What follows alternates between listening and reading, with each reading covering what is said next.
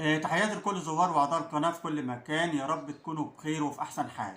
في هذا الفيديو هنعرف حقيقة هروب الفنانة رانيا يوسف من منزلها بعد التصريحات المثيرة للجدل واللي صرحت بيها على احدى القنوات التلفزيونية العراقية، لما سألها المذيع العراقي عن سبب اطلالتها المثيرة للجدل في حفل ختام مهرجان القاهرة السينمائي الدولي في دورته رقم 42، وعن سبب ظهورها بفستان أبيض شفاف بيبين كل ملامح جسدها.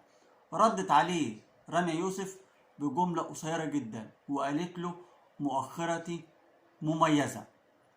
طبعا أثار تصريح رانيا يوسف الجريء الجدل الكبير بين رواد السوشيال ميديا خلال الساعات اللي فاتت، وأثار الغضب في الشارع المصري، واتهموها إنها بتحرض على الفجور، وطالبوا في نفس الوقت بمحاسبتها على التصريحات الأخيرة. طبعا هي قالت جملة قبل الكلمة اللي قالتها: مؤخرتي مميزة، ولكن قبل ما نعرف التفاصيل بالكامل هنعرف أكتر الأزمات اللي تعرضت ليها رانيا يوسف خلال الفترة اللي فاتت، وهنعرف إيه حكاية مؤخرتي مميزة. هل ينفع نجمة ليها شعبية بهذا الشكل تطلع بتصريح بهذا الشكل؟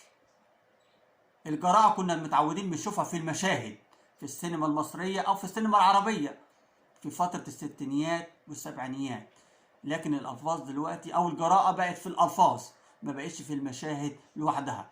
المهم عشان ما اطولش عليكم هنرصد أهم الأزمات اللي تعرضت ليها الفنانة رانيا يوسف، وبعد كده هنعرف حكاية هروبها. هل بالفعل هربت من منزلها، خصوصا ان في محاضر كتير او بلاغات كتير اتقدمت ضدها بعد تصريحها الاخير، ووصل لغاية دلوقتي 65 بلاغ من 65 محامي، كلهم بيطالبوا بمحاسبة رانيا يوسف. المهم عشان ما اطولش عليكم ندخل بس في التقرير ونعرف اكتر الازمات اللي تعرضت ليها رانيا يوسف. طبعا ازمات متعدده تعرضت ليها الفنانه رانيا يوسف البالغه من العمر 47 عام، والتي تزوجت 3 مرات وانفصلت عن اخر ازواجها، وتعيش حاليا مع بناتها ال3 من زوجها الاول المنتج محمد مختار، لتعيش مجموعه من الازمات المتتاليه التي تسببت في التحقيق معاها أكتر من مرة من الجهات القضائية، وتوجه ليها أسئلة كتيرة جدا عن سبب التصريحات اللي بتطلع بيها واللي بيعتبرها الشعب المصري مرفوضة تماما. المشاكل اللي تعرضت ليها رانيا يوسف خلال مسيرتها الفنية كتيرة جدا، حيث مرت بعدد من المشاكل والقضايا التي حازت على اهتمام كبير من الرأي العام في مصر، وكانت حديث وسائل التواصل الاجتماعي لفترة طويلة جدا. وهذه المشاكل هنرصدها بالتفصيل دلوقتي. أول أزمة تعرضت ليها الفنانة رانيا يوسف كانت مخدرات في سيارتها الخاصة. مخدرات في سيارة رانيا يوسف. طبعا عثرت الأجهزة الأمنية على مخدرات في شنطة سيارة الفنانة رانيا يوسف أمام العمارة التي تقيم فيها في منطقة الزمالك.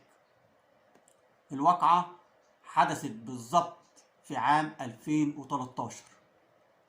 قرر فيها المستشار حمدي منصور المحامي العام الأول لنيابات وسط القاهرة حفظ التحقيقات.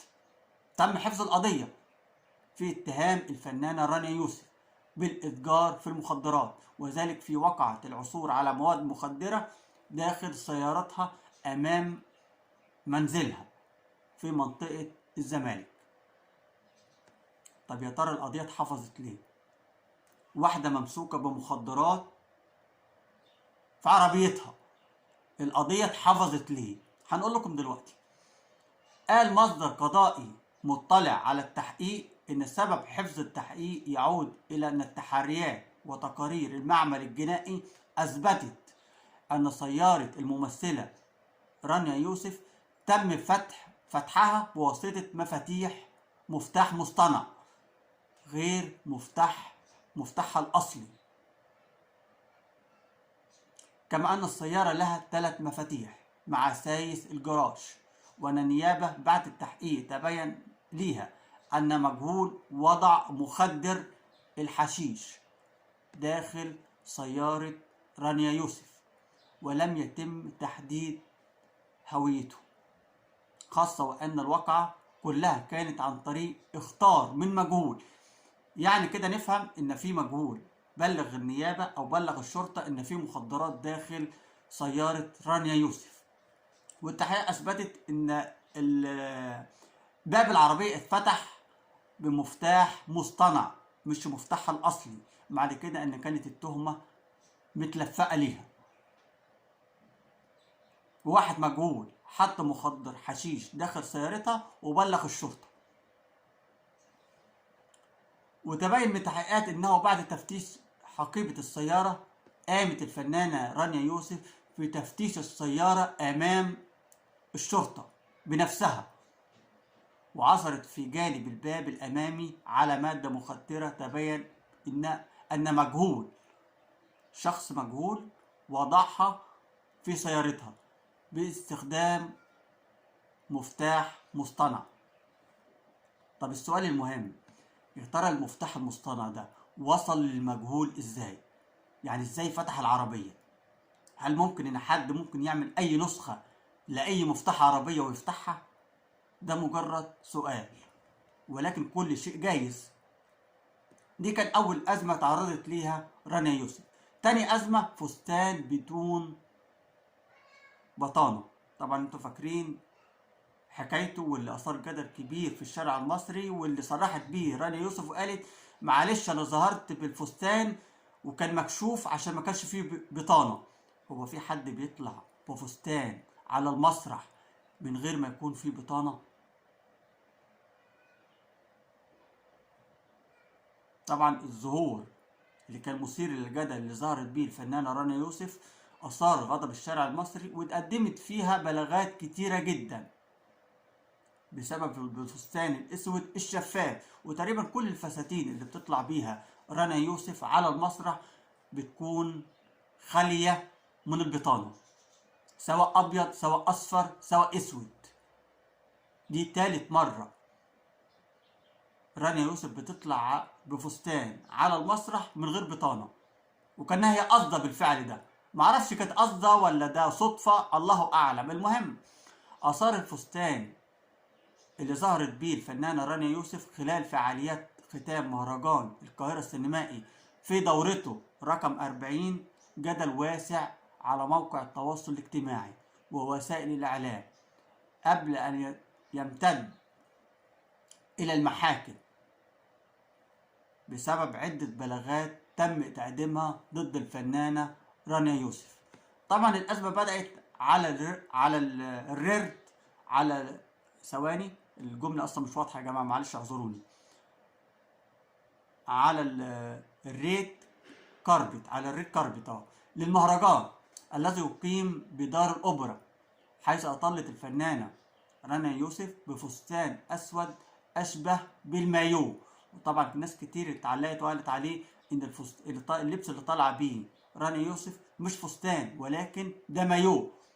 طبعا التعليقات كلها كانت سخرة من المنظر اللي شافوه، وده اللي نقلته شاشات التلفزيون وصور المهرجان بشكل مكثف جدا. الكاميرا كانت موجهة اتجاه رانيا يوسف بسبب الفستان اللي ظهرت بيه. وطلعت بقى التعليقات اللي كلكم عارفينها واللي كان كلها سخرية من المشهد او من المنظر اللي طلعت بيه على المسرح. وكان في موجة غضب شديدة في الشارع المصري، ودي الناس بتعبر عن صدمتها، لأن المنظر اللي طلعت بيه رانيا يوسف كان خروج واضح جدا عن العادات والتقاليد اللي متعودين عليها في الشارع المصري. طبعا الانتقادات الواسعة جعلت من الفنانة رانيا يوسف ترند رقم 1 على محركات البحث وعلى موقع التواصل الاجتماعي، واتدخلت بعد كده نقابة المهن التمثيلية واللي أصدرت بيان بعد الأزمة بتستنكر فيه خلاله ملابس بعض النجمات اللي ظهروا في مهرجان القاهرة السينمائي الدولي. استنكار؟ لا، ده احنا المفروض احنا عايزين محاسبة. المهم النقابة أصدرت بيان بجملة يعني اعتبرها البعض ان مش ده المطلوب. الناس طالبة بالمحاسبة مش مجرد بيان يطلع.